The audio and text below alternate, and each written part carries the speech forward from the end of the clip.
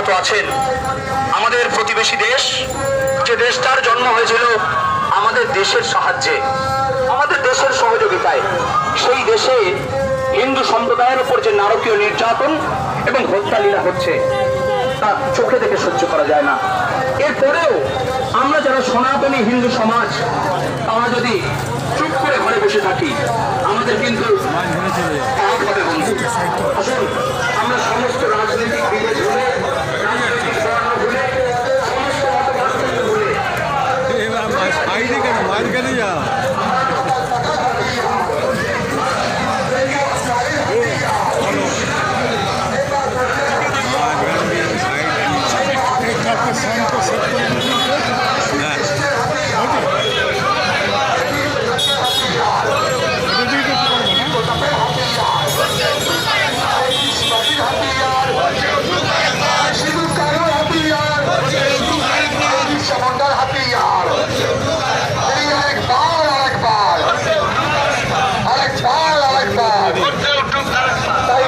হিন্দুর উপর আক্রমণ মানছি না, মানব না।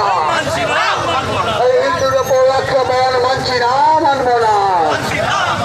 তাই বলি ভাই, সন্তান রক্ষার স্বার্থে হিন্দু তুমি এক হও, এই মানবতার স্বার্থে হিন্দু তুমি এক হও, এই ভবিষ্যতের স্বার্থে